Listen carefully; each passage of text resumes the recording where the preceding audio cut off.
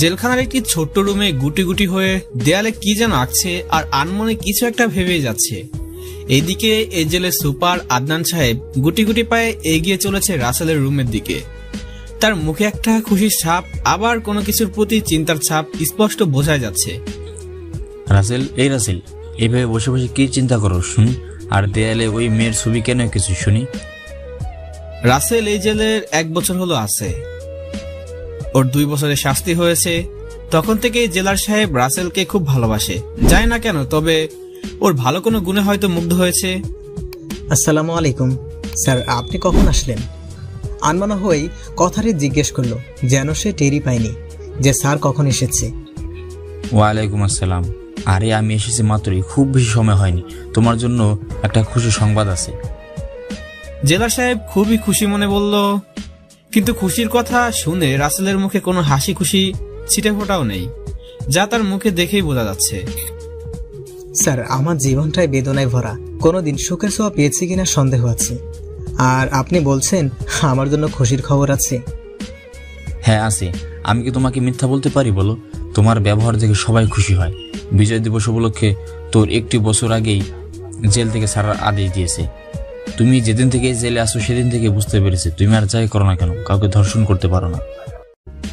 Sir, আপনার এই কথাটা শুনে আমার হাসা উচিত নাকি কান্না করাটা উচিত ঠিক বুঝতে পারছি না। তবে স্যার, কথায় আছে না, যদি থাকে নসিবে আপনা আপনি আসিবে। আমার কাছেও এসেছিল, তবে সুখ নয়, মিথ্যের চাদরে আবরিত কষ্ট। কথাগুলো বলেছে আর হাতের আঙুল দিয়ে চোখের পানি মুছছে। সবার চোখ তারই দিকে, এ যেন এক ভিন্ন দেশি এলিয়েন। রাসেল, তোমার এখানে আসার মূল কারণটা কি? আমি সেটাই জানার অনেক চেষ্টা করেছি। যদিও লেখা আছে তুমি ধর্ষণের আসামি, কিন্তু আমার বিশ্বাস হয় না তুমি একজন ধর্ষক। স্যার, ধর্ষক হয়ে কেউ জন্মায় না। এই সমাজের উচ্চপদস্থ মানুষরাই তাদের মতো মানুষদের ধর্ষক বানিয়ে দেয়। রাসেল, তোমার তো কালকে শাস্তি শেষ, তাহলে তোমার জেলে আসার কাহিনীটা কি আমাদের বলবে প্লিজ? ওখানে থাকা আরো কয়েদিরাও সাথে পুলিশের অন্যান্য সদস্যরাও শুনতে ইচ্ছুক, যেন রাসেলের কাহিনী না শুনলে কারো পেটের ভাত হজমই হবে না। আমি আমার জীবনের সবকিছু খুলে বলবো, তবে এখন না, রাতে। এখন তো আমাদের সবার কাজ করার সময়। আমি চাই না আমার গল্প শোনার জন্য সবার কাজের ক্ষতি হোক। আচ্ছা, তাহলে রাতেই শুনবো, এটাই ফাইনাল। আবার কথা কিন্তু ঘুরে ফেলিস না। স্যার, এইটুকু বিশ্বাস রাখতে পারেন, আর যাই করি মিথ্যা বলে কারো সাথে ঠকবাজি করি না। এরপর সবাই চলে গেল। রাতে এসে গল্পটা শুনবে বলে রাসেল আবারও আনমনা হয়ে বসে রইল। চলেন, অনেক তো বকবক করলাম, এখন একটু রাসেলের পরিচয়টা জেনে আসি। কি বলেন আপনারা? এই গল্পের নায়কের পুরো নাম হলো সোহান আফরিন রাসেল। সবাই রাসেল নামে বলে ডাকে তাকে। তার বাবা এই দেশের নামকরা বিজনেসম্যান রায়হান চৌধুরী। অর্থের কোনো কমতি নেই তাদের। মা জজ কোর্টের জজ। কোনো ভাই নেই, আছে শুধু ছোট্ট একটা বোন। ততটাও ছোট না যতটা আপনারা ভাবছেন। নাম জাকিয়া ইয়াসমিন জুই। পাকিস্তানের একটি নামকরা মাদ্রাসাতে পড়ে। এটুকুই এখনকার মতো পরিচয়, বাকি সব গল্প শুনতে শুনতে বুঝতে পারবেন। আমার জীবন কেন এমন হলো? কতটা সুন্দর ছিল যখন বাবা মা বোনের ভালোবাসা ছিল, তখন আফসোস আমার সাথে কেউ নেই। এখন আমি যে একেবারে একা হয়ে গেছি। এসব কিছু ভাবতেছে তখনই পিছন থেকে কয়েদি 421 রফি বলে উঠল, রাসেল, কি এত ভাবছো? চলো, কাজ করতে হবে, না হলে জেলার সাহেব সবাইকে বকা দেবে। ভাই চলেন। চলো। দুজন ধীরে ধীরে কাজের জায়গায় গিয়ে তাদের কাজ করতে থাকে। কাজ করতে করতে সন্ধ্যা হয়ে যায়। তখন রাসেল সহ সবাই ফ্রেশ হয়ে আবার সেই জেলে ফিরে আসে। কিছুক্ষণ পরে জেলার সাহেবের আদেশে রাসেলকে কিছু ভালো খাবার দিয়ে যায়। এই নাও তোমার খাবার, আর তাড়াতাড়ি খেয়ে নাও। খাবার ছিল আগের কিছুদিনের তুলনায় অনেকটাই ভালো, তাই রাসেল একটু ভাবনায় চলে আসে, আজ হঠাৎ ভালো খাবার কেন, তাও আবার বিরিয়ানি। তাই সে পুলিশকে জিজ্ঞেস করলো, স্যার, আজকে হঠাৎ আমার জন্য এত ভালো খাবার কেন? আপনাদের মনে হয় ভুল হচ্ছে, এই খাবারগুলো হয়তো অন্য কারো। অনেকটাই অবাক হয়ে কথাটা বলল। আরে না, ভুল কি করে হবে? আদনান স্যার তোমার জন্য এই খাবার পাঠিয়েছে, বুঝেছো? এখন খেয়ে নাও। বলে সেই পুলিশ চলে যায়। এদিকে রাসেল আর কেউ চিন্তা না করে অনেকদিন পরে বিরিয়ানি পেয়েছে, লোভ সামলাতে না পেরে পুরাই খেয়ে ফেললো। এদিকে একজন পুলিশ রাফি আদনান সাহেবকে বলতেছে, স্যার, রাত তো প্রায় শেষ হয়ে এসেছে, এখন চলেন কয়েদি 420 রাসেলের থেকে ওর ধর্ষণের কাহিনী শুনে আসি। ও ভালো কথা মনে করেছো, আমার তো সেই কথা মনেই ছিল না। চলো তাড়াতাড়ি যাই, আমার যে ওর কাহিনী শুনতে আর তর্স হয়েছে না। তারপর আদনান সাহেব সহ আরো কিছু লোক রাসেলের রুমের দিকে আসে। রাসেল, তোমার কথা মতো আমরা সবাই কিন্তু রাতে এসেছি, এখন আর মানা করলে শুনবো না। আরে স্যার, আপনারা তো এত কষ্ট করে আনলেন, আমি আর বলবো না এটা কি হয় বলেন। সেটাই ঠিক বলেছ। এখন তাহলে বলতে শুরু করো, কোনো কিছু না ভেবেই। হ্যাঁ রাসেল, বলতে শুরু করো, আমার যে আর তোমার কাহিনী শোনার জন্য তর্স হয়েছে যা। স্যার, আমার জীবনের কাহিনী শুনতে হলে আপনাদের অনেক সময় কষ্ট করে শুনতে হবে, কেননা গল্পটা প্রথম থেকেই বলতে হবে, না হলে কিছু বুঝতে পারবেন না। আরে যত সময় লাগুক আর কষ্ট হোক না কেন, আমরা তোমার গল্প প্রথম থেকেই শুনবো, বলো। আচ্ছা তাহলে শুনেন। দিনটা ছিল 2019 সালের 10ই ফেব্রুয়ারি, শনিবার। আমি ঘুমিয়ে আছি আরামসে, চারিপাশে কি হচ্ছে না হচ্ছে সেই দিকে আমার কোনো খেয়াল নেই। এই ছেলেকে নিয়ে আমি একটুও পারি না। কতবার করে বলি সকালে ঘুম থেকে উঠার চেষ্টা কর, কিন্তু কে শুনে কার কথা। আজকে ওর কলেজের প্রথম দিন, তাও আবার ঘুম থেকে উঠছে না, নবাব পরে পরে ঘুমাচ্ছে। এই রাসেল, উঠ না, আর কত ঘুমাবি? আম্মু যাও তো, আর একটু ঘুমাতে দাও, মাত্র না উঠলাম। দেখছো ছেলের কথা, সারা রাত ঘুমানোর পরে এখন বলতেছে মাত্র ঘুমিয়েছে। এই তুই ঘুমাবি? ঠিক আছে ঘুমা। ওইদিকে প্রথম দিনেই কলেজ মিস করো, আমি গেলাম বলে মিস রেহানা বেগম মানে রাসেল আম্মু দরজার কাছে যেতে নিচে, অমনি কি, আজকে আমার কলেজের প্রথম দিন আর তুমি এখন ডাকতেছো? হ, এখন তো সব দোষ আমারই হবে। 2 বার ডেকে গেছি, এখন তাড়াতাড়ি ফ্রেশ হয়ে রেডি হয়ে নিচে আয়, তোর বাবা অপেক্ষা করতেছে। আম্মু তুমি যাও, আমি এই 2 মিনিট ওয়াশরুমে যাচ্ছি, আর 5 মিনিট তোমার কাছে আসতেছি। বলে রাসেল দৌড়ে ওয়াশরুমে ঢুকে যায়, আর রেহানা বেগম হাসতে হাসতে পাগল ছেলে একটা বলে রাসেলের রুম থেকে নিচে চলে আসে।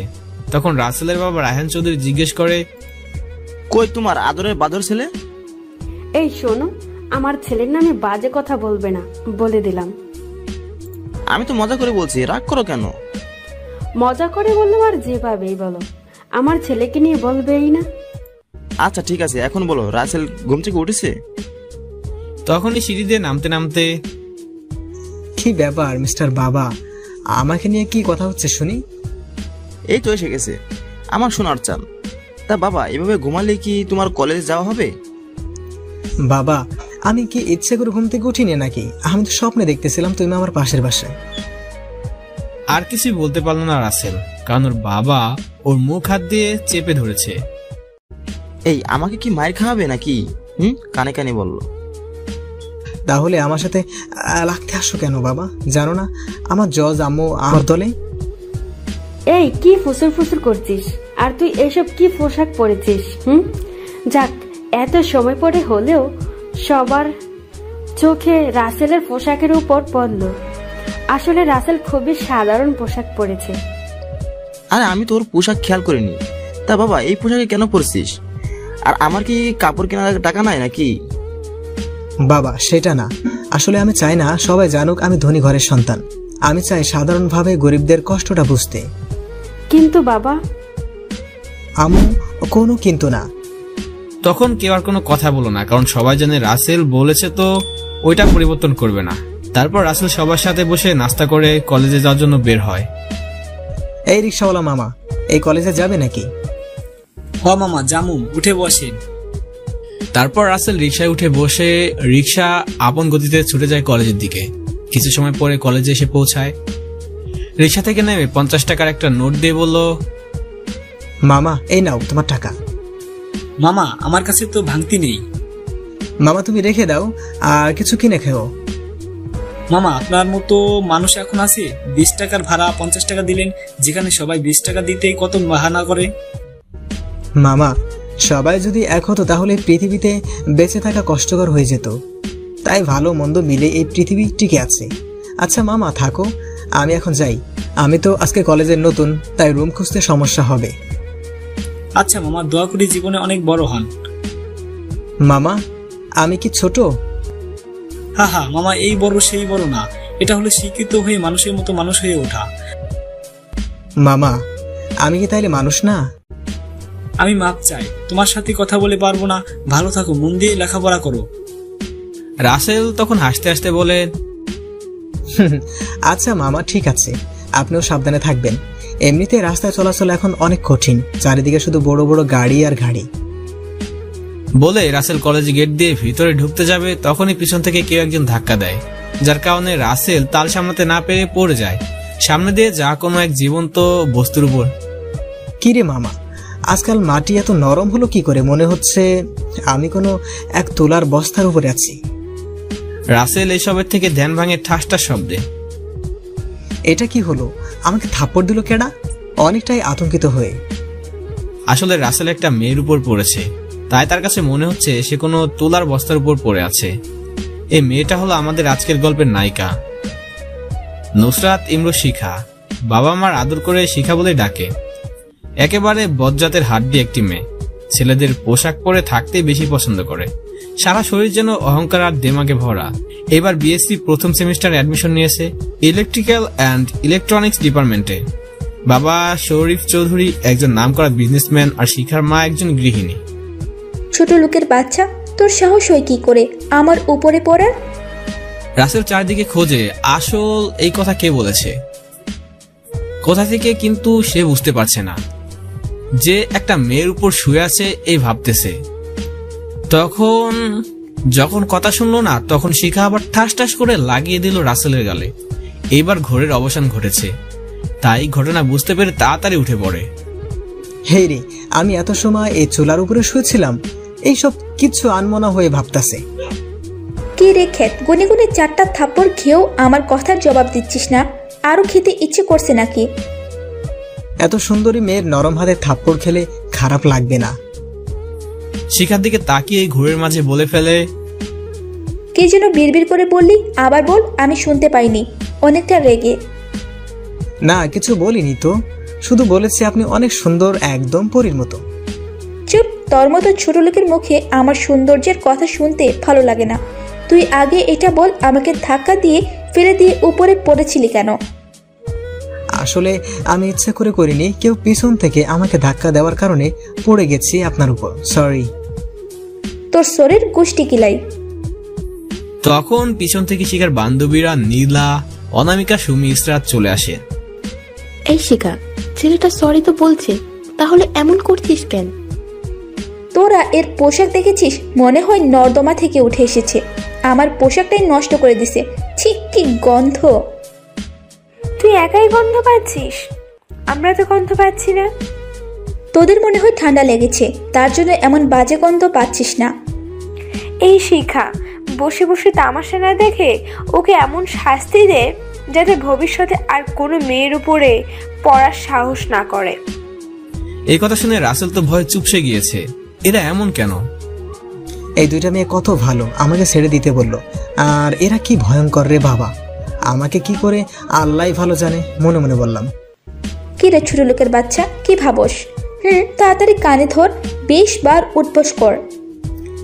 দেখেন, আমি তো সরি বলেছি, তাও এমন করতেছেন কেন? আজকে আমার কলেজের প্রথম দিন। কি তুই প্রথম আর সিনিয়রদের সাথে এমন ব্যবহার করছিস? দাঁড়া, স্যারকে বলে তোকে টিসি দিতে বলছি। না, এটা করবেন না, আমি গরিব, আমার বাবা মায়ের অনেক স্বপ্ন আমাকে নিয়ে, প্লিজ এমনটা করবেন না।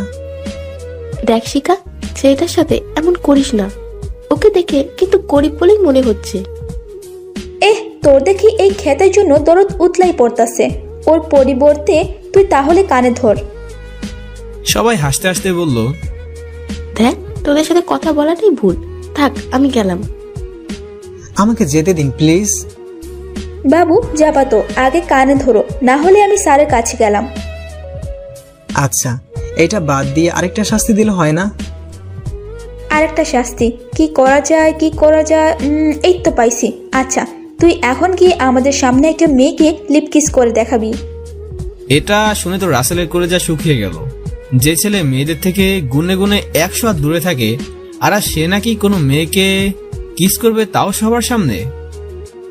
কি বলছেন এসব? তাহলে আগেরটা কর, এটা বাদ দিয়ে। না, আমি এটাই করব। কাকে করতে হবে বলেন? তোর ইচ্ছে মতো কোনো মেয়েকে কিস করবি, ব্যাস lip to lip kiss. Russell অনেক সময় ভেবে কাউকে তার মনের মতো না পেয়ে শিখাকে জাপটে ধরে কিস করেছে, যা দেখে ওইখানে থাকা সবার চোখ কপালে উঠে আসার মতো অবস্থা হয়ে গিয়েছে। যে মেয়ের হাত পর্যন্ত ধরার সাহস করে না, আর এই ছেলে শিখাকে কিস করেছে। শিখার তো চোখে ছানা বড় হয়ে গেছে, রাসেলকে ছাড়াতেই পারছে না। 5 মিনিট পর ছেড়ে দিয়েই একটা দৌড়ে রুম খুঁজে রুমে চলে এলে। ওই কুত্তা, কই যাস? তারা তোর সাহস কি করে আমাকে কিস করার? শালা, তোকে আমি দেখে নিব বলে রাগে গজগজ করতে করতে চলে যায় ক্লাসের দিকে। এদিকে রাসেল ক্লাসে এসে বসে পড়ে আর ভাবতে থাকে তার সাথে আবার কি করবে ওই মেয়েটা। এসব ভাবতে ভাবতে হঠাৎ রাসেলের চোখ যায় দরজার দিকে, আর দেখতে পায় শিখাদের। যেখানে বাঘের বয়স সেখানে সন্দেহ হয়, গুরুজনেরা ঠিকই বলেছে। আর কি মেয়ে রে বাবা, আমার সাথেই পড়ে আর আমাকে বলে কিনা সে আমার সিনিয়র। শিখা, দেখ ওই ছেলেটা আমাদের সাথেই পড়ে, মনে হয় আর কি সুন্দর করে বসে আছে। তোর জন্য একটু ভয় করতেছে না? পরে দেখাবো এই শিখা কি জিনিস, আগে ক্লাস করতে দে। কিছু সময় পরে ক্লাসে স্যার চলে আসে আর সবাই দাঁড়িয়ে সালাম দেয়। আসসালামু আলাইকুম স্যার। ওয়ালাইকুম আসসালাম। তোমরা সবাই কেমন আছো? সবাই একসাথে বলে ওঠে, আমরা ভালো আছি। আপনি কেমন আছেন স্যার? আমি অনেক ভালো আছি। আচ্ছা, তোমাদের সাথে আগে পরিচয় হয়নি। আমি আমিনুল ইসলাম, তোমাদের ক্লাস নিব। এখন তোমাদের সবার পরিচয় দাও একে একে। তারপর সবাই সামনে থেকে পরিচয় দেয়। এখন রাসেলের পালা, কিন্তু রাসেল কিছু বলছে না। কি ব্যাপার, তুমি কিছু বলতেছো না কেন? স্যার, আমার বলার কিছু নেই, তবুও বলি আমি সোহান আফরিন রাসেল। সবাই রাসেল বলেই ডাকে। আমার বাবা ছোট্ট একটা ব্যবসা করে, মা গৃহিণী। এক কথায় বলতে পারেন খুবই গরিব ঘরের ছেলে আমি। রাসেল, গরিব বলে কষ্ট পাবার কিছু নাই। ভালোভাবে পড়াশোনা করো, অনেক বড় হবা। ধন্যবাদ স্যার। এখন পরিচয় দেবার পালা আসে শিখার। এই মেয়ে, তুমি বলো। স্যার, আমি এই শহরের নামকরা ব্যবসায়ী শরীফ সাহেবের মেয়ে নুসরাত ইমরুজ শিখা। এইভাবে অনেক কথা বলে পরিচয় পর্ব শেষ করে কিছু কথা বলে স্যার চলে যায়। আজকে নাকি আর ক্লাস হবে না, তাই রাসেল বাড়ির উদ্দেশ্যে ক্লাসরুম থেকে বাইর হতে নিলে কেউ একজন পিছন থেকে ডাকে, এই ছেলে দাঁড়া। রাসেল শুনতে পেয়ে দাঁড়িয়ে যায় আর পিছনে তাকিয়ে দেখে তার বয়সের একটা ছেলে তাকে ডাকছে। হ্যাঁ ভাই, আমাকে ডাকছেন? হ্যাঁ, তুমি ছাড়া তো আর কাউকে ডাকিনি। ও, তাহলে বলেন কি জন্য ডেকেছেন? আমি শুনেছি তুই নাকি শিখাকে বিরক্ত করেছিস। ও, তাহলে ওই মেয়েটা বলেছে মনে মনে। ভাই, আমি ইচ্ছে করে তো অমনটা করিনি। শোন, তোকে দেখে অমনটা মনে হয় না, আর যেহেতু আজকে তুই প্রথম তাই মাফ করে দিলাম, কিন্তু পরে যদি শুনি তাহলে হাড্ডি একটাও আস্ত থাকবে না। ধন্যবাদ ভাই, আমি তাহলে আসি, আর আমি আপনার কথাগুলো মনে রাখবো। রাসেল বলে রিক্সা নিয়ে বাসায় চলে আসে। কি রে বাবা, আজকে প্রথম দিন ক্লাস কেমন করলে? আর কোনো ঝামেলা হয়নি তো আবার? না আম্মু, কিছু হয়নি। আর একটা ক্লাস করে ছুটি হয়েছে, প্রথম দিন বলে নাকি এমনটা হয়েছে। ও আচ্ছা, তাহলে যা ফ্রেশ হয়ে খেতে আয়। আম্মু, তুমি তো আদালতে গেছিলা, ফিরছো কখন? আজকে বেশি কাজ নেই তাই চলে এসেছি একটু আগে। তারপর রাসেল তার রুমে চলে আসে। সবকিছু রেখে ড্রেস পরিবর্তন করে একটা 3/4 প্যান্ট আর একটা টি শার্ট পরে ওয়াশরুম থেকে ফ্রেশ হয়ে নিচে চলে আসে। আম্মু আব্বু আজকে খেতে আসবে না? না, আজকে আসবে না, অফিসে নাকি আজ অনেক কাজ। তুই তাড়াতাড়ি খেয়ে নে, অনেক ক্ষুধা লেগেছে, তোকে দেখেই বুঝতে পারতাছি। আম্মু, অনেক ক্ষুধা লেগেছে, দাও দাও, খেতে দাও। তারপর রাসেলের আম্মু খাবার দেয় রাসেলের প্লেটে। রাসেল তৃপ্তি সহকারে পেট ভরে খেয়ে নেয়। রাসেল, কলেজে কি কোনো মেয়ে পছন্দ করেছিস নাকি? রাসেলকে ওর আম্মু হাসতে হাসতে উপরের কথাটা জিজ্ঞেস করলো। আসলে বলতে গেলে এরা সবাই বন্ধুর মতোই। আম্মু, আজকে তো কলেজে ঘটে যাওয়া ঘটনা বলাই হয়নি। রাসেলের আম্মু অনেকটা অবাক হয়ে জিজ্ঞেস করে, কি কথা বাবা, তাড়াতাড়ি বল, কোনো ঝামেলা না তো? আরে এসব কিছুই না, তুমি তাহলে শোনো। তারপর রাসেল কলেজে ঘটে যাওয়া পুরো ঘটনা ওর আম্মুকে বলে। আপনারা তো জানেনই, তাই আর নতুন করে বললাম না। এদিকে রাসেলের কথা শুনে ওর মা তো হাসতে হাসতে শেষ। আমার ছেলে তাহলে একটা মেয়ের হাতে থাপ্পড় খেলো? আম্মু তুমি এরকম কেন করতেছো? আর জানো, ওইটা মনে হয় কোনো মানুষ ছিল না, ছিল একটা মানুষরূপী পরী। কি আমার বৌমা তাহলে এত সুন্দর? আরে যে আমাকে দেখতেই পারে না, আর তুমি তাকে বৌমা বলছো? এসব কথাবার্তার মাঝে রাসেলের ফোনে একটা কল আসে, তাই কলটা রিসিভ করার জন্য হাতে নেয়। কে ফোন দিছে বাবা? তোমার আদরের মাদ্রাসাতে পড়া হুজুর মেয়ে জুই কল দিয়েছে। হ্যালো, আসসালামু আলাইকুম জুই, কেমন আছিস? ওয়ালাইকুম আসসালাম, আমি ভালো আছি। ভাইয়া তোমরা সবাই কেমন আছো? ভালো আছি। আর আম্মু এখানে আছে, নে আম্মুর সাথে কথা বল, আমি ভাত খাওয়া শেষ করি। আচ্ছা ভাইয়া, ঠিক আছে, তুমি আম্মুর কাছে দাও। রাসেল তখন ফোনটা ওর আম্মুর কাছে দেয় জুইয়ের সাথে কথা বলার জন্য। আসসালামু আলাইকুম, আম্মু কেমন আছো? আর আব্বু কেমন আছে? ওয়ালাইকুম সালাম, আমি ভালো আছি। আর তোর বাবাও ভালো আছে। তুই কেমন আছিস মা? আমিও ভালো আছি। আম্মু, আমি 1 মাসের ছুটি পাইছি, আগামী সপ্তাহে বাড়িতে আসব। সত্যি বলছিস? আমার না অনেক খুশি লাগতেছে। তুই বাড়ি আসবি এইটা শুনে। মা দেখে শুনে সাবধানে আসিস, কেমন? এভাবে আরো অনেক কথা বলে ফোন কেটে দেয়। বিকেলে রাসেল ঘুমিয়ে আছে, তখন ফোন থেকে সৃষ্টি ভূমিকম্পের শব্দে ঘুম ভেঙে যায়। ঘুম ঘুম চোখে মোবাইলের স্ক্রিনে তাকিয়ে দেখে ওর বন্ধু হালিম কল দিয়েছে আমেরিকা থেকে, তাই তাড়াতাড়ি করে ফোনটা রিসিভ করে। হ্যালো মামা, কেমন আছিস? আরে এতদিন পরে আমার কথা মনে পড়লো। আমি ভালো আছি, তুই কেমন আছিস? আর আমি তো তোকে মনে রেখেছি বলেই তোর কথা মনে পড়তেই তোকে কল দিলাম। আর ওটা তুই তো একবারও খোঁজ নিস নাই, শালা আবার কথা কস। সরি রে দোস্ত, আসলে আমি কেমন চাপের মাঝে থাকি সেইটা তো তুই জানিস। তাই তো তোকে কিছু বললাম না, শালা বেঁচে গেলে। তা দেশে আসিস না কেন? শালা ওইখানে থেকে বুড়া হলে পরে কোনো মেয়ে দিব না, তখন বুঝবা কেমন মজা। আমি না হয় দূরে থাকি, কিন্তু তুই তো দেশেই আসিস, তাহলে বিয়ে করিস না কেন? এই বেটা, আমি এখনো পিচ্ছি খোকা আছি, জানোস না? তারা দেশে কবে আসবি? এভাবে দুই বন্ধুর মাঝে অনেক কথা হয়। অনেক সময় কথা বলার পরে ফোন রেখে দিয়ে ফ্রেশ হয়ে রাসেল বাইরে চলে আসে। ধীরে ধীরে হাঁটতে হাঁটতে সামনের একটা টং দোকানে এসে বসে। এই মামা, একটা স্পেশাল দুধ চা দিন তো। মামা বসেন, আমি 1 মিনিটে বানিয়ে 2 মিনিটে দিচ্ছি। কিছু সময় পরে, এই মামা নিন আপনার চা। তারপর রাসেল চা নিয়ে খেতে থাকে। এক পর্যায়ে রাসেলের চোখ রাস্তায় আটকে যায়। দেখতে পায় রাস্তা দিয়ে এক সাদা পরী হেঁটে যাচ্ছে। মনে হচ্ছে পরীর রাজ্য থেকে ভুল করে মাটিতে চলে এসেছে। একটু ভালো করে খেয়াল করেই তার ভাবনাটা ভুল প্রমাণিত হয়, কেননা ওই মেয়েটাই ডেঞ্জারাস শিখা ছিল। সুন্দর হতে পারে, কিন্তু মনটা তার সুন্দরী না। একটা কথা মাথায় ধরছে না, এই মেয়ে প্যান্ট আর টি শার্ট বা টি শার্ট ছাড়া কিছুই পরে না। সে আজ 3 পিস পরেছে, কারণ কি? ধুর, যাই কারণ হোক না কেন, ওকে কিন্তু এই গেটআপে অসম্ভব সুন্দর লাগতেছে, মনে মনে বললাম। রাসেল এভাবে তাকিয়ে থাকাটা শিখা ঠিকই খেয়াল করে। রাগে তার শরীরটা কম কম করতে থাকে, কিন্তু একটা ভালো কাজে যাচ্ছে বলে কিছু না বলে চলে গেল। শালা, আমি এখন একটা ভালো কাজে যাচ্ছি বলে এখন বেঁচে গেলি, না হলে তোর খবর করতাম। তারপর রাসেল চা শেষ করে আবার বাসায় চলে আসে। বাসায় এসে একটু বই নিয়ে বসে, কিন্তু বই আজ তার সাথে বেইমানি করছে। পড়ার পরিবর্তে শিখা চাঁদ মুক্তি ভেসে উঠেছে। দূর, আমি কি পাগল হয়ে গেলাম নাকি? ওর কথা কেন মনে পড়তেছে? তবে কি আমি ওকে ভালোবেসে ফেলেছি? হ্যাঁ, আমি ওকে ভালোবেসে ফেলেই, যেটা প্রথম দেখায় একতরফা ভালোবাসা নামেই পরিচিত।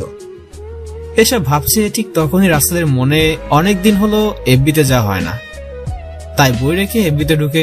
কিন্তু মেসেজ দেখে ওর চোখ কপালে, কেননা প্রতিটা মেসেজ শুধু ভাই গল্প কি আর দিবেন না? কবে গল্প দিবেন ভাই? আপনার মনের গহীনে লুকিয়ে থাকা প্রেম, গল্পটা যতই পড়ি ততই পড়তে ইচ্ছে করে, গল্পটা যতই শুনি ততই শুনতে ইচ্ছে করে। আপনাদের কিন্তু বলতে ভুলে গিয়েছি, আমাদের গল্পের নায়ক গল্প লেখে। বাবারে বাবা, এত মেসেজ! এদের কি খেয়ে দিয়ে কোনো কাজ নাই নাকি? শুধু মেসেজ করে গেছে। আম্মু, আসতেছি বলে রাসেল একটু পরে নিচে চলে আসে। আব্বু, সারাদিন কোথায় ছিলা? তোমার কোনো খোঁজ খবর নেই। আর বলিস না, আজকে একটা মিটিং ছিল, অনেক জরুরি তাই। ও আচ্ছা, তাহলে এই ব্যাপার। আমি তো ভেবেছিলাম তুমি। দেখ বাবা, আর সামনে আগাস না বলে দিলাম, তাহলে আমার উপর বিপদ নেমে আসবে। এই তোমরা কিসের কথা বলছো? কিছুই তো বুঝতে পারতেছি না। আম্মু, তুমি বুঝবে না। তারপর কেউ আর কোনো কথা না বলে চুপচাপ খাবার খেয়ে নেয়। পরে যে যার মতো ঘুমানোর জন্য রুমে চলে আসে। রাসেল বিছানায় শরীরটা এলিয়ে দিতেই ওর দুই চোখ ভোরে ঘুম চলে আসে। সকালে ফজরের আজানের শব্দে ঘুম ভেঙে যায়। তখন ঘুম থেকে উঠে নামাজ পড়তে মসজিদে চলে যায়। নামাজ পড়ে একটু হেঁটে আবার বাসায় আসে। এসে নাস্তা করে কলেজের উদ্দেশ্যে বের হয়। কলেজে এসে একটা গাছের নিচে বসে আছে। ওর কোনো বন্ধু না হয় একাই বসে আছে। আর কেই বা ওর বন্ধু হবে? ও তো একটা খ্যাত। এই দুনিয়ায় টাকা পয়সা স্টাইলিশ হওয়াটাই কি আসল? গরিব মানুষকে মানুষ না? তাদের রক্ত আর ধনীদের রক্ত তো একই। তাহলে এই অট্টালিকা থাকা মানুষগুলো সেটা কেন মানতে চায় না? মনে মনে সব ভাবছে নীরবে রাসেল। ঠিক তখনই কিছুটা দূর থেকে শিখা ওকে ডেকে চলেছে, কিন্তু সেদিকে ওর কোনো খেয়ালই নেই। এতে শিখা তো রেগে আগুন হয়ে যায়। তাই কাছে এসে কলা ধরে, ওই কুত্তা, তোকে কখন থেকে ডাকি, কথা কানে যায় না? রাগে মনে হচ্ছে চোখ দিয়ে আগুন বের হবে। আমাকে ডেকেছেন আপনি? না, তোকে ডাকিনি, এখানে তো আরো অনেকে আছে। শালা হনুমান। আমি সেটা খেয়াল করিনি, সরি। সেটা খেয়াল করবি কি করে? সারাক্ষণ তো মেয়েদের দিকে তাকিয়ে থাকতেই তোর সময় কাটে। এটা আপনি কি বলছেন? আমি আবার কোন মেয়ের দিকে তাকালাম? কেন মনে নেই? কাল বিকালে আমার দিকে তাকিয়ে তোর চোখ দিয়ে গিলে খাচ্ছিলি, একটু লজ্জা ভাব নিয়ে। যা বাবা, এই মেয়ে সেটা জানলো কি করে? এ আবার ভূত নয় তো? মনে মনে বললাম, হে আপনি কোথাকার সুন্দরী যে আপনার দিকে আমি তাকিয়ে থাকবো? এই কথাটা বলতে দেরি রাসেলের গালে ঠাসটা শব্দ হতে দেরি হলো না। রাসেল বোকার মতো গালে হাত দিয়ে তাকিয়ে দেখছে। সবাই ওর দিকেই চেয়ে বিনা টিকিটে সিনেমা দেখছে। তোর সাহস কি করে হয় আমার মুখে মুখে তর্ক করার? আবার আমাকে অসুন্দর বলস? যা ভাগ আমার সামনে থেকে। অনেকটাই রেগে বলল। রাসেল তখন আর কিছু না বলে গালে হাত দিয়ে ফাঁকে চলে আসে। ফর্সা গালে 5টা আঙুলের ছাপ ভেসে উঠেছে। ওইখানে না থাকাই ভালো, কারণ শিখা অনেক রেগে ছিল, না জানে আরো কি করতো। এই মেয়ের কি কোনো কাজ নেই নাকি? আমার সাথে এমনটা করা ছাড়া আমি যেখানেই থাকি না কেন ঠিকই খুঁজে বের করবেই। কেউ একজন রাসেলের কাঁধে হাত রাখে। এতে রাসেল একটু চমকে উঠে, কেননা ওইখানে ওকে কেউ তো চেনে না। তাই কেই বা ওর কাঁধে হাত রাখলো। তাই ভয়ে ভয়ে পিছনে তাকিয়ে দেখতে পায় তার বয়সী একটা ছেলে। ওহ, তাহলে এই ছেলে আমার সাথে পড়ে? যাক বাবা, হাফ ছেড়ে বাঁচলাম। যে শিখার দলের কেউ না। মনে মনে, হ্যালো, আমি রাসেল। আমরা কি আজ থেকে বন্ধু হতে পারি? কি বলো এসব? আমি একটা গরিব ক্ষেত মার্কা ছেলে, আর তুমি আমার সাথে বন্ধুত্ব করতে চাইছো? দেখো ভাই, বন্ধুত্ব ধনী গরিব বিচার করে হয় না। আর আমিও গরিব, আর আমার কোনো বন্ধু নেই। তুমি যদি না হও তাহলে বন্ধুহীন হয়ে থাকতে হবে, মন খারাপ করে। রাসেল একটু ভেবে দেখলো যে জাহাঙ্গীর ঠিক কথাই বলেছে, তাই সে ঠিক করে বন্ধু বানাবে। আরে ভাই, মজা করলাম, রাগ করো না। আমরা আজ থেকে বন্ধু, ঠিক আছে? এবার ঠিক আছে, অনেক খুশি হয়ে। রাসেল আর জাহাঙ্গীর জমিয়ে আড্ডা দিচ্ছে, তখনই পিছন থেকে শিখা বলে ওঠে, কি রে খ্যাত, ভালোই তো বন্ধু বানাইছিস, তাও ও তোর মতোই খ্যাত। বলে ওর বন্ধুরা হাসতে শুরু করলো। দেখেন, আমাকে নিয়ে যা মন চায় বলেন, কিন্তু আমার বন্ধুকে নিয়ে একটা বাজে কথাও বলবেন না। এই শিখা, দেখে ছেলের রাগ উঠেছে, মনে হয় আমাদের মারবে। কি রে ছোট লোকের বাচ্চা, আমাদের মারবি? ছি, কি পোশাক পরে এসেছিস, গন্ধ বের হচ্ছে। নাক ধরে বলল, এই শিখা চল তো, ও তো তোর কোনো ক্ষতি করেনি, তাহলে ওর পেছনে কেন লেগেছিস? আরে ওকে থাপ্পড় না দিলে আর অপমান না করলে আমার পেটে ভাত হজম হয় না। আপনারা থাকেন, আমরা চাই। ঠাস করে একটা থাপ্পড় লাগিয়ে বলে, ছোট লোকের বাচ্চা, তোর এত সাহস, আমাদের সামনে দাঁড়িয়ে বলছস চলে যাবি? তোর সাহস কি করে হয় ফকিন্নির বাচ্চা? রাসেল আর নিজের রাগকে কন্ট্রোল করতে পারলো না। তাকে নিয়ে যা বলছে তাতে কোনো আপত্তি নেই, কিন্তু ওর বাবা মাকে নিয়ে কথা বলবে এটাও সহ্যই করতে পারে না। তাই ঠাস ঠাস করে 2টা থাপ্পড় লাগিয়ে দেয়। এরা দেখে ওইখানে থাকা সবাই তো আতঙ্কিত হয়ে যায়, সবার চোখ এদের দিকে। আমাকে নিয়ে যা ইচ্ছা বলেন, কিন্তু আমার বাবা মা সম্পর্কে একটা কথাও চলবে না। তোর এত বড় সাহস এই শিখা চৌধুরী গায়ে হাত দিস, তোর হাত আমি কেটে নিব বলে দিলাম। যা পারেন করেন, আমি এখানে অপেক্ষা করতেছি। তখনই ক্লাসের সময় হওয়াতে ঘন্টা বাজিয়ে দেয়, তাই সবাই ক্লাসে চলে যায়। তোকে আমি দেখে নিব বলেই হন হন করে রুমের দিকে চলে যায়। রাসেলও যায়। রাসেল, এদের সাথে লাগা কিন্তু ঠিক না, এরা অনেক ভয়ঙ্কর। বলতে গেলে এখন না জানি কি করে। এত ভয় পেলে কি দুনিয়ায় টিকে থাকা যায় নাকি? আর তুই চিন্তা করিস না, এখন চল ক্লাসে যাই। চল। তারপর ওরা 2 বন্ধু ক্লাসে চলে যায়। ক্লাসে এসে দেখতে পায় স্যার এখনো আসেনি, কিন্তু একটু লক্ষ্য করে দেখতে পায় শিখা অগ্নিদৃষ্টিতে ওর দিকে তাকিয়ে আছে। মনে হচ্ছে এখনই খেয়ে ফেলবে। বর্ষাকালে 5টা আঙুলের ছাপ ফুটে উঠেছে। এই তাড়াতাড়ি গিয়ে বসে, দেখছিস না কিভাবে চেয়ে আছে তোর দিকে কানে কানে। রে চল। তারপর ওরা ছিটে গিয়ে বসে। কিছু সময় পরে স্যার চলে আসে, সবাই সালাম দেয়। বসো তোমরা। আর সবাই কেমন আছো? সবাই একসাথে বলে ওঠে সবাই ভালো আছে। স্যার ক্লাস করে এভাবে একে একে সবগুলো ক্লাস শেষ হয়ে যায়। সবাই বাড়িতে যাওয়ার জন্য বের হয়ে পড়ে। আমি তাহলে আসি, তোর বাসা ওই দিকে, দেখে শুনে সাবধানে যাস কেমন? আচ্ছা, তুইও সাবধানে যাস বলে রাসেল একটা রিক্সা নিয়ে বাসায় চলে আসে। আর বাসায় এসেই, আম্মু তাড়াতাড়ি খাবার দাও, খুব ক্ষুধা লেগেছে। ছোট সাহেব, ম্যাডাম এখন আশপাশে নাই, আপনি বসেন, আমি খাবার দিচ্ছি। আচ্ছা। রাসেল ফ্রেশ হয়ে এসে খাবার খেয়ে নেয়। একা একা ভালো লাগছে না, তাই সোফায় বসে টিভি দেখছে। তখনই, কি রে বাবা, কখন আসলি তুই? কি ব্যাপার আজকে হঠাৎ রাজা রানী একসাথে যে? আর আমি একটু আগে এসেছি। আসলে তোর বাবা আর আমি এক জায়গায় গিয়েছিলাম তোর বিয়ে ঠিক করতে। বিয়ের কথা শুনে তো রাসেল অবাক হয়ে যায়। আমার এখনো পড়াশোনা শেষ হয় নাই, আর তোমরা সোজা বিয়ে দিতে যাচ্ছ? আরে বাবা, আমার বন্ধুর মেয়ে অনেক সুন্দর, শুধু কাবিন করে রাখবো, সমস্যা কোথায়? রাসেল ভালো করে জানে এদের আর বুঝিয়ে কোনো লাভ হবে না, কারণ এরা যা বললে তাই হবে।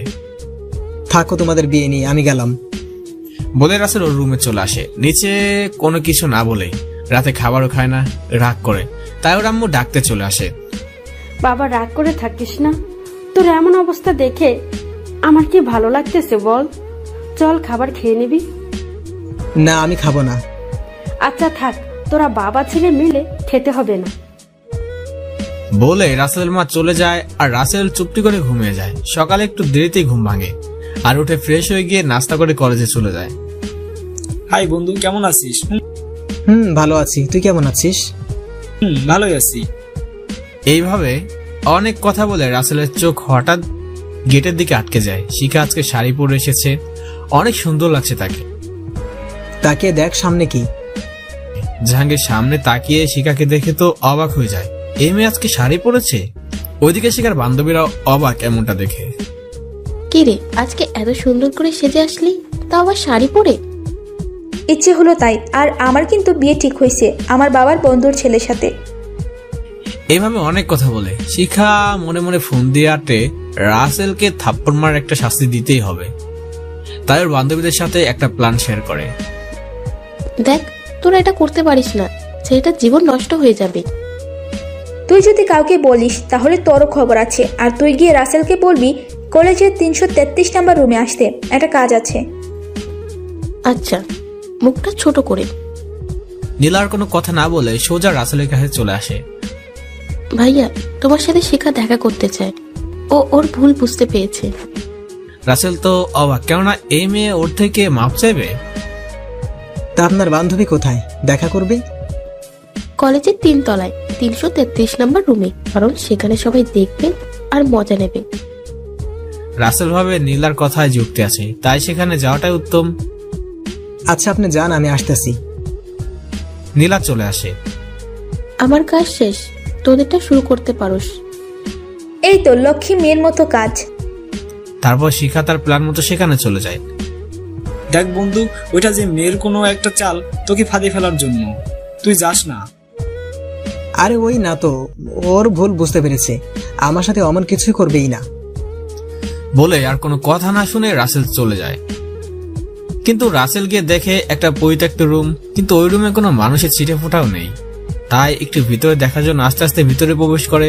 তখনই পিছন থেকে দরজা আটকানোর শব্দ আসে। সেটা দেখার জন্য রাসেল পিছনে তাকিয়ে দেখতে পায় সেখানে কেউ আছে।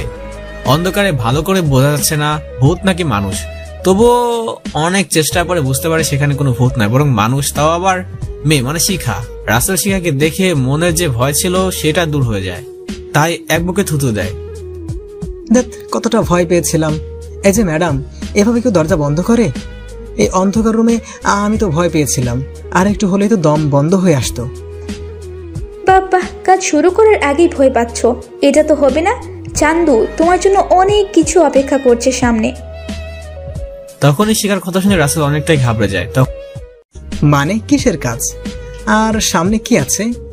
আপনি আমাকে এখানে ডেকেছেন ক্ষমা চাওয়ার জন্য? নীলা আপু বলল তাই এসেছি। তখনই পিছন থেকে নীলা বলে ওঠে, আমাদের ফাঁদে ফেলানোর জন্যই তোমাকে মিথ্যে বলে এখানে এনেছি চান্দু, মনটা খারাপ করে। আপু সবাইকে বিশ্বাস না করলেও আপনাকে এদের মতো মনে করতে পারিনি, আর শেষে আপনিও আমার সাথে বিশ্বাস নিয়ে পুতুলের মতো খেলা করলেন। নীলার মুখে কোনো কথা নেই, দুই চোখে অশ্রু টলমল করছে, যখন তখন বের হতে পারে। কি করবে, সেও তো পরিস্থিতির শিকার। রাসেল, আমার করার কিছু নেই, পারলে ক্ষমা করে দিও। কখনো ভাবিনি কোনো নির্দোষ মানুষের সাথে এমনটা করব মনে মনে। শিখা, আমি বাইরে আছি, তুই তোর কাজ কর। আচ্ছা যা, তোরা বাহিরের সবকিছু রেডি কর, আমি এই দিকটাই ঠিক করতেছি। রাসেল তো ভয়ে চুপসে গিয়েছে, কেননা ছেলেরা এই একটা জায়গায় খুবই দুর্বল। কারণ এই ব্যাপারে মেয়েরা যা বলবে সবাই সেটাই বিশ্বাস করবে, ছেলেদের কথায় কানও দিবে না। এটা গল্পের কথা, বাস্তব কথা না। এই কি ঠিক করবেন? আর আমাকে যেতে দিন। না চান্দু, সেটা হবে না। তুই 2 টাকার ছেলে হয়ে কোটি টাকার মেয়ের গালে থাপ্পড় মেরে যে ভুল করেছিস তার শাস্তি তোকে পেতেই হবে। কি করতে চাইছেন আপনি, ঠিক বুঝিয়ে বলেন তো। ওরে বোকা বাবু, কিচ্ছু বুঝে না, আসো দেখি দেই কি করব। রাসেলের কাছে আসছে আর তার শরীরে শাড়ি একটু অগোছালো করছে, ঠোঁটের লিপস্টিকও নষ্ট করছে, ব্লাউজও ছিঁড়তে শুরু করলো, চুলগুলো আওলা ঝাওলা করে, সাথে একটু লাল রঙও মেখে দেয়, যাতে তাকে দেখে বোঝা যায় কেউ ধর্ষণ করেছে। এই আপনি এসব কি করতেছেন? শাড়ি কেন খুলতেছেন? আর আপনার ছিটতেছেন? অনেকটা ভয় নিয়ে বলল। এখনো বুঝতে পারিসনি? সকলের সামনে তোকে প্রমাণিত করব তুই আমাকে ধর্ষণ করেছিস। কাছে আসতে আসতে বলল। কি বলছেন এসব? ছাড়েন আমাকে, ছাড়েন। কে কোথায় আছো? বাঁচাও আমাকে, আমাকে বাঁচাও। এই নরপশুটা আমাকে নষ্ট করে দিচ্ছে। অনেক চিৎকার করে কেঁদে কেঁদে। এদিকে শিকার বন্ধু বান্ধবীরা স্যারের কাছে যায় দৌড়াতে দৌড়াতে। স্যার স্যার, তাড়াতাড়ি আমাদের সাথে চলে। হাঁপাতে হাঁপাতে। এই কি হয়েছে, তোমরা এমন হাঁপাচ্ছ কেন? স্যার, এখন বলার সময় নেই, তাড়াতাড়ি চলেন, নাহলে শিখার ইজ্জত নষ্ট করে ফেলবে। তারপর স্যার আর কিছু না বলেই ওদের সাথে দৌড়ে দৌড়ে চলে আসে, আর শুনতে পায় ভিতরে থাকা শিকার চিৎকার করতেছে। এই তোমরা কি দেখছো? দরজা ভেঙে ফেলো বলে অনেক তাড়াহুড়ো করে দরজা ভেঙে ফেলে, আর সবাই ভিতরে ঢুকে দেখে শিখাকে রাসেল ধরে আছে। শিখা সবাইকে দেখে রাসেলের কাছ থেকে তাদের কাছে চলে যায়। স্যার, এই লম্পটটা আমার সর্বনাশ করেছে। তখন নীলা ওর চাদর দিয়ে শিখাকে জড়িয়ে নেয়। স্যার বিশ্বাস করেন, আমি কিছুই করি নাই, সবকিছু এদের সাজানো নাটক। স্যার দৌড়ে এসে ঠাস ঠাস করে রাসেলের গায়ে থাপ্পড় লাগিয়ে দেয়, আর এই বলে, তোর মতো ছেলেরা এমনটা করতে পারে? তোদের তো বাবা মা লেখাপড়ার জন্য পাঠায় না, পাঠায় মেয়েদের সাথে অসম্ভাবিত করতে। আজ রাসেলের চোখে জল, তার জন্য তার বাবা মা কথা শুনেছে, ইচ্ছে করছে এখন আত্মহত্যা করে, কিন্তু নিরুপায়। সে নিয়তির কাছে চুপ করে দাঁড়িয়ে শুনছে স্যারের কথা, চোখ দিয়ে অনবরত জল পড়ে যাচ্ছে। কেন এই মুখে নেই কোনো মুখে শব্দ? তুইও যে এমন হবি সেটা কখনো কল্পনা করিনি। সিসি, তোর মতো একটা খারাপ ছেলের সাথে আমি বন্ধুত্ব করেছি। দোয়া করি আল্লাহ তোর মতো বন্ধু যেন কারো কপালে না জোটায়। রাসেলের মুখে কোনো কথা নেই, সেই সব দেখে পাথর হয়ে গেছে, চোখ ভর্তি অশ্রু গড়িয়ে পড়ছে। এই তোমরা দাঁড়িয়ে কি দেখছো? ও একটা ধর্ষক, তোমরা আগে নিজের হাতে শাস্তি দাও, পরে অন্য ব্যবস্থা নেওয়া যাবে। স্যার কথাটা বলার সাথে সাথেই সবাই ঝাঁপিয়ে পড়ে রাসেলের উপরে। রাসেলের মুখে শুধু একটাই শব্দ, আমি কিছুই করিনি। তোমরা কেন বোঝো না আমি কিছুই করিনি? এতটাই মেরেছে যে রাসেলের চোখ দিয়ে অশ্রু আর শরীরে বের হচ্ছে রক্ত। তবুও কারো কোনো মায়া নেই ওর প্রতি, কারণ ও একটা ধর্ষক। আমাকে থাপ্পড় মারো না, এখন বুঝো কেমন লাগে। বলেছিলাম না আমার সাথে লাগলে তার ফল ভালো হবে না। এখন বুঝো কেমন লাগে। নীলার চোখে পানি, সে কিছুই বলতে পারছে না, শুধু চেয়ে চেয়ে দেখছে আর ভাবছে। আজ আমি যদি মিথ্যে বলে এখানে না আনতাম তাহলে ওর এত কষ্ট হতো না। রাসেল অতিরিক্ত মার সহ্য করতে না পেরে একসময় অজ্ঞান হয়ে যায়, কিন্তু সেদিকে কারো খেয়ালই নেই, মেরে যাচ্ছে। তখন স্যার লক্ষ্য করে, এই তোমরা থামো, রাসেল তো নড়াচড়া করতেছে না, কিন্তু কিছু হয়ে গেল না তো? এই কথাটা শুনে সবাই মারা বন্ধ করে। শিকার তো ভয় কলেজা শুকিয়ে গিয়েছে, যদি কিছু হয়ে যায়। তখন সবার মধ্যে একজন রাসেলের পাল চেক করে দেখে কিছু হয়নি। স্যার, আর মারার দরকার নেই, এখন ওর চোখে পানি দিয়ে জ্ঞান ফেরাও। আমি দেখি ওর ফাইল থেকে ওর বাবা মার তথ্য পায় নাকি, আর পুলিশকে আসতে বলছি। তখন পুলিশ কথাটা শুনে শিকার অনেক খারাপ লাগে, সে এত কিছু ভেবে দেখেনি। স্যার পুলিশ কেন? শিখা মামুনি, তোমার কোনো ভয় নেই, পুলিশ এই জানোয়ারটার বিচার করবে বলেই স্যার চলে যায়। তাই শিখা চাইলেও কিছু বলতে পারে না। এদিকে একজন রাসেলের চোখে পানি ছিটিয়ে দিচ্ছে, কিন্তু ওর গান ফিরছে না। এভাবে অনেক সময় করার পর রাসেলের গান আসে, দেখে সবার মুখে হাসি রেখা ফুটে ওঠে। এদিকে স্যার গিয়ে পুলিশকে সবকিছু খুলে বলে আর কলেজ আসতে বলে। রাসেলের ফাইল ঘেটে ঘুটে একটা নম্বর পায়, সে নম্বরটা ছিল রাসেলের বাড়ির ল্যান্ড লাইনের নম্বর। স্যার ফোন দিলেই বাড়ির কোনো কাজের লোক ফোন রিসিভ করে। আসসালামু আলাইকুম, কে বলছেন স্যার? ওয়ালাইকুম আসসালাম, আমি এই কলেজ থেকে বলছি। এটা কি রাসেলের বাড়ির নাম্বার? হ্যাঁ হ্যাঁ, এটাই তো তার বাড়ির নাম্বার। কেন? তার বাবা মাকে এখনই কলেজে আসতে বলেন, বাকিটা তার নিজের চোখেই দেখতে পারবে বলেই স্যার ফোন রেখে দেয়। আর রহিম রাসেলের মা আর বাবার কাছে যায়, দেখতে পায় রাসেলের মা রুমে একটা কাজ করছে আর ওর বাবা শুয়ে আছে। ম্যাডাম আসতে পারি? দরজা থেকেই বলল, হ্যাঁ রহিম আসো। আর কিছু কি হয়েছে? হ্যাঁ, ছোট সাহেবের কলেজ থেকে ফোন দিয়েছিল, তারপর সবটা খুলে বলে। কি বলছো এইসব? সাহেব, আমি সত্যি বলছি, আপনারা এক্ষুনি যান। তারপর রাসেলের বাবা আর মা গাড়ি নিয়ে কলেজের উদ্দেশ্যে রওনা দেয়। ওইদিকে পুলিশ অফিসার আতিক ফোর্স নিয়ে কলেজে চলে আসে। স্যার, কোথায় ওই জানোয়ারটা? তাড়াতাড়ি বাইরে নিয়ে আসেন। তখন স্যার রাসেলকে বাইরে আনার হুকুম দেয়। একটু পরে রাসেলকে পুলিশের সামনে নিয়ে আসে। চারিদিকে ছাত্রছাত্রী নিয়ে ঘেরা, মাঝে পুলিশ, শিখার বাবা মা, শিক্ষক আর কিছু মুরব্বী। তাদের সামনে মাথা নিচু করে দাঁড়ানো রাসেল। পুলিশ অফিসার উঠে গিয়ে রাসেলের গালে একটা থাপ্পড় লাগিয়ে দিয়ে বলে, এই জানোয়ার, তোর সেক্স করতে ইচ্ছা হয়েছে তা কোনো পতিতালয়ে যা। এই মেয়ের জীবনটা নষ্ট করলি কেন? রাসেলের মুখে কোনো কথা নেই। এদিকে রাসেলের বাবা মা সবার পিছনে দাঁড়িয়ে কথাগুলো শুনছে আর চোখের পানি মুছছে। স্যার, এইসব বাদ দিয়ে আগে বলেন, ওর পরিবারের কাউকে কি আসতে বলেছেন? এই তোর বাবা মাকে ফোন করে আসতে বল। শিখার চোখে জল, তার একটা ভুলের জন্য একটা নির্দোষ ছেলে কষ্ট পাচ্ছে। শিখা, আজকে তুই অনেক খুশি তাই না রে? তুই প্রতিশোধ নিতে পেরেছিস। দেখছিস শুধু তোর জন্য একটা নিরপরাধ ছেলেকে কতটা অপমানিত হতে হচ্ছে। শিখার মুখে কোনো কথা নেই, আজ তার চোখে অশ্রু জমেছে। স্যার, অপরাধ যদি করেই থাকি সেটা আমি করেছি, আমার বাবা মা করেনি। এই অপরাধের জন্য আপনারা চাইলে আমাকে ফাঁসি দিতে পারেন, আমি মাথা পেতে মেনে নিব। তবু আমার বাবা মার নামে একটা বাজে কথাও বলবেন না, পায়ে ধরে বলছি আপনাকে। রাসেলের এমন কথা শুনে সবার চোখে পানি। সবাই নিস্তব্ধ, কারো মুখে কথা নেই। আসলে তো অপরাধ সন্তান করবে, আর তার খেসারত পিতামাতাকে কেন দিবে? তারা কি তাদের সন্তানকে শাসন করে না? অবশ্যই, কিন্তু কর। মিস্টার রায়হান চৌধুরী, ছেলেটা কিন্তু সঠিক কথাই বলেছে। অপরাধ করেছে, তাহলে ওর বাবা মা তার জন্য কথা শুনবে কেন? স্যার, আমি বলেছি তো আমাকে ফাঁসি দিন, দিয়ে দিন, তবুও তাদের এখানে এনে অসম্মান করবেন না। তখনই পিছন থেকে রাসেলের আম্মু বলে ওঠে, স্যার, আমাদের ডাকতে হবে না, আমরা অনেক আগেই এসেছি আর সব কিছুই শুনেছি।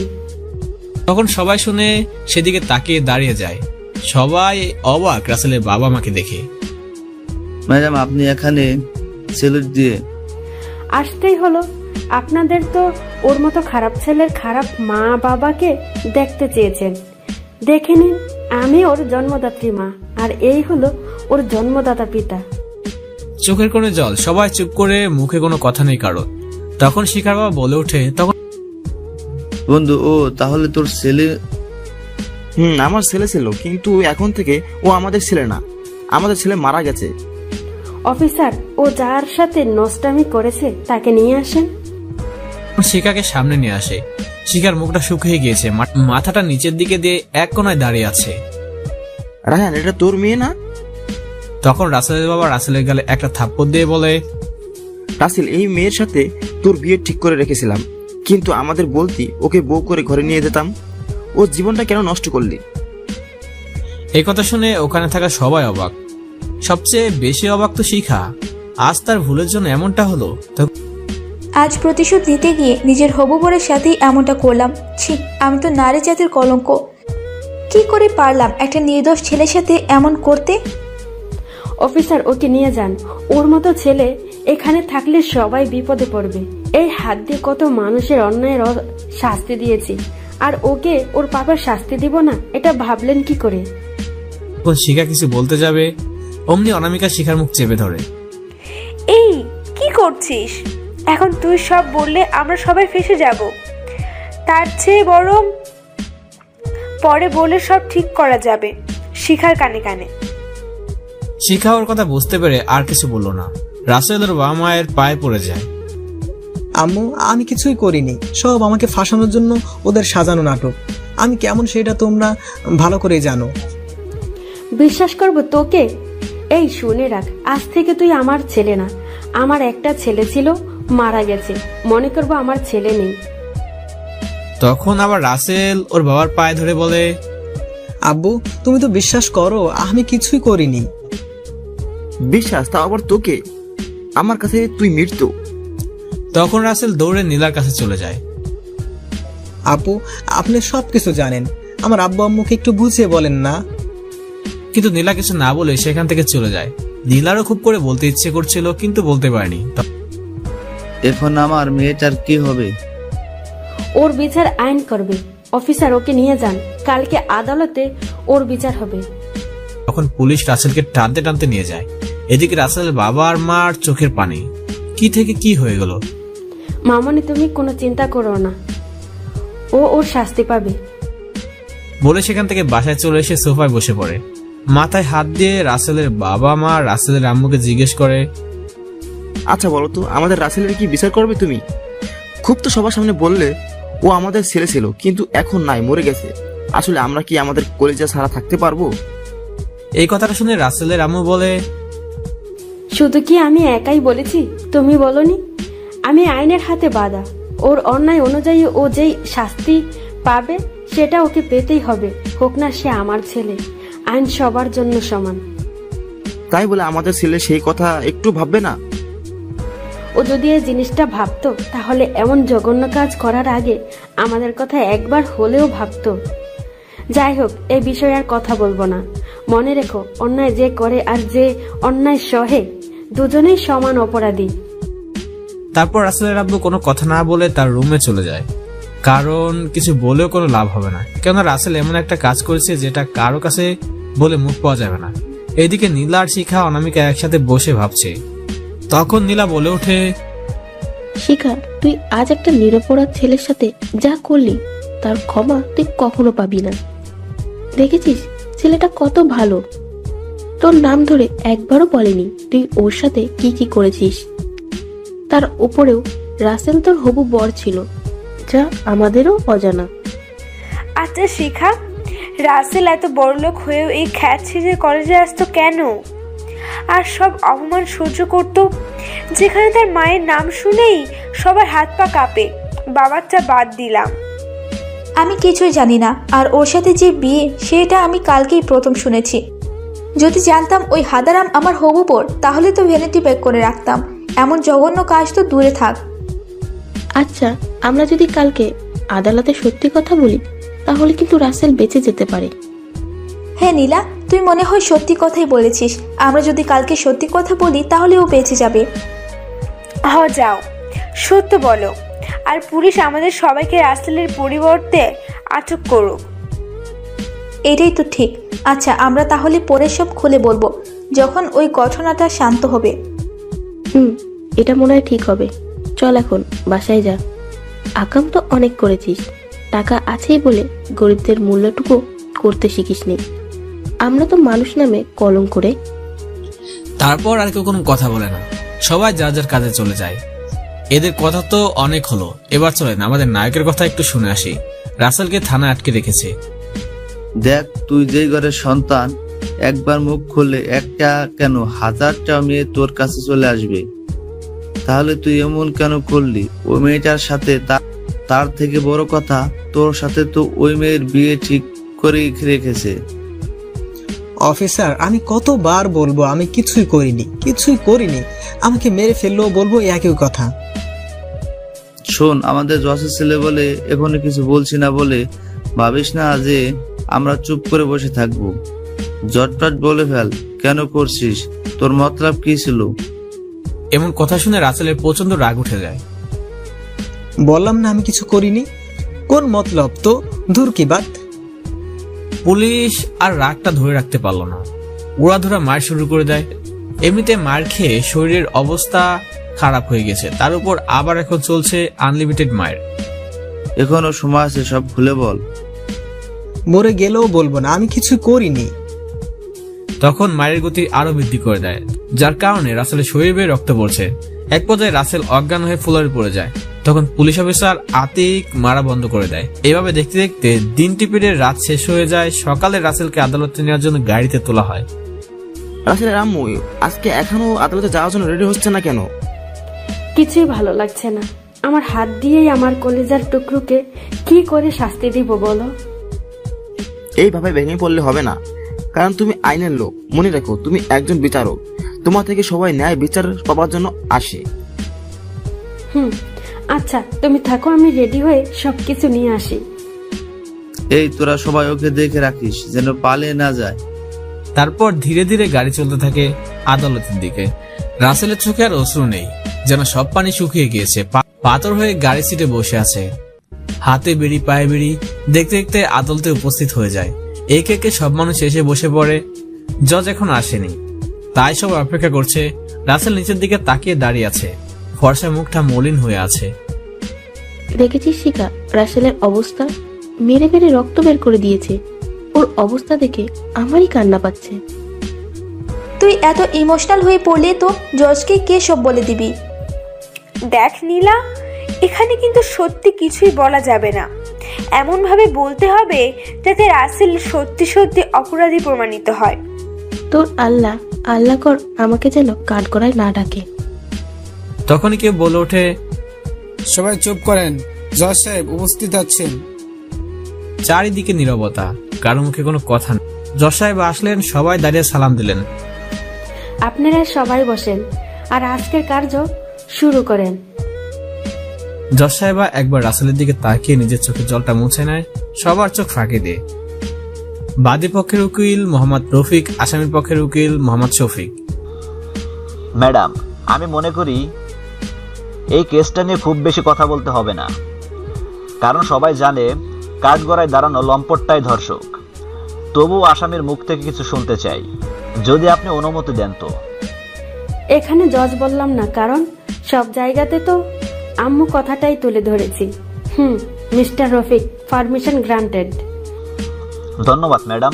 এই ছেলে, বলো, ওই বাচ্চা মেয়েটার সাথে এমন জঘন্য কাজ কেন করেছিলে? রাসেল তখন আর্চিক ও রামুর দিকে তাকিয়ে আবার চোখ নিচের দিকে নিয়ে বলে, আমি আগেও বলেছি কিছু করিনি, এখনো বলছি কিছু করিনি। আচ্ছা, মানলাম তুই কিছুই করিস নাই, তাহলে সবাই ঘটনাস্থলে তোকে হাতে নাতে ধরলো কিভাবে? ম্যাডাম, আমার আর কিছুই জানার নাই। মিস্টার শফিক, যদি কিছু জিজ্ঞেস করতে চান তাহলে করতে পারেন। মিস্টার শফিক, আপনার কি কোনো কথা জানার আছে? আপনি অনুমতি দিলে আমি ওই মেয়েগুলোকে কিছু জিজ্ঞাসা করতে চাই। ওকে, করতে পারেন। ধন্যবাদ ম্যাডাম। আমি প্রথমে এই শিখার কাছ থেকে কিছু জানতে চাই। মিস শিখা কাঠগড়ায় হাজির হন। তখনই শিখা সবার মুখের দিকে তাকিয়ে ধীরে ধীরে কাঠগড়ায় গিয়ে দাঁড়ায়, নিচের দিকে তাকিয়ে আছে আর বলল, যাহা বলিব সত্যি বলিব, সত্য ছাড়া মিথ্যা বলিব না। আচ্ছা মামনি, কাঠগড়ায় দাঁড়ানো ছেলেকে কি তুমি চেনো? তখন শিখা একবার রাসেলের দিকে তাকিয়ে বলল, চিনি, আমার সাথেই পড়ে, একই ডিপার্টমেন্ট। তোমার সাথে এমনটা কেন করলো? ম্যাডাম, এটা কোন ধরনের প্রশ্ন? থামুন, তার কাজ তাকে করতে দিন। মামনি বলো। আমি ক্লাসরুমে ছিলাম, তখন ওই ছেলে এসে আমাকে পেছন থেকে জড়িয়ে ধরে। বাকি সব বলতে পারবো না। এভাবে অনামিকা স্যার আরো কিছু মানুষের বক্তব্য নেওয়া হলো। তাতে সবাই একই কথা বলছে, দোষী রাসেল। রাসেল একবার শিখার দিকে তাকিয়ে মনে মনে বলল, হায় রে মানুষ, প্রতিশোধ নেওয়ার জন্য এত জঘন্য অপবাদ কারো উপরে দিতে পারে? আর বলতে হবে না, যা বোঝার তা বুঝে গেছি। ম্যাডাম, আমার আর কিছু জানার নেই, আপনি এই কেসের রায় ঘোষণা করতে পারেন। রাসেলের আম্মু নার্ভাস হয়ে গিয়েছে। আজ নিজের হাতে ছেলের শাস্তি লিখতে হবে, আর ওর আম্মু বারবার চোখে জল মুছছে। শান্ত হন সবাই। সমস্ত সাক্ষী প্রমাণের ভিত্তিতে এটাই প্রমাণ হয় যে আসামি সোহান আফরিন রাসেল একজন ধর্ষক। আর যেহেতু রাসেল একজন ছাত্র, তাই নানান দিক বিবেচনা করে আমি এই সিদ্ধান্তে উপনীত হই আসামি রাসেলকে 2 বছরের সপ্তম কারাদণ্ড প্রদান করা হইল। ম্যাডাম, আমার মেয়ের কি হবে? ওর জীবনটা তো নষ্ট হয়ে গেল। এই আপনি কথা বলেন কেন? আমরাই তো পুরোপুরি শেষ হয়নি। এখনই রাসেলের সাথে শিখার বিয়ে হবে, তারপর রাসেলকে জেলে নিয়ে যাওয়ার নির্দেশ দেওয়া হলো। রাসেল আম্মুর চোখে পানি, তবুও বাইরে থেকে বোঝা যাচ্ছে কোনো কিছুই হয়নি। বিয়ের কাজ সম্পূর্ণ হয়ে গেল। শিখা মামনি, আজ থেকে তুমি আমার বাড়ির বউ। আমি চাই না তুমি তোমার বাড়িতে থাকো। মামনি, চলো আমাদের সাথে। আমরা মনে করব আমাদের কোনো ছেলে নেই, শুধু একটা মেয়ে আছে, সেটা তুমি। রাসেল তখন দৌড়েও আম্মুর পায়ে পড়ে যায়। আম্মু, এমনটা বলো না। তুই আমার ছেলে না। আমার ছেলে তখনই আমাদের কাছে মারা গেছে যখন শুনেছি তুই একটা ধর্ষক। আমাদের সামনে কখনো আসিস না। সবাই চলেন। আর অফিসার, একে নিয়ে যান, আর এমন শাস্তি দিবেন যাতে যতদিন বেঁচে থাকে কোনো মেয়ের দিকে খারাপ নজরে তাকানোর সাহস না করে।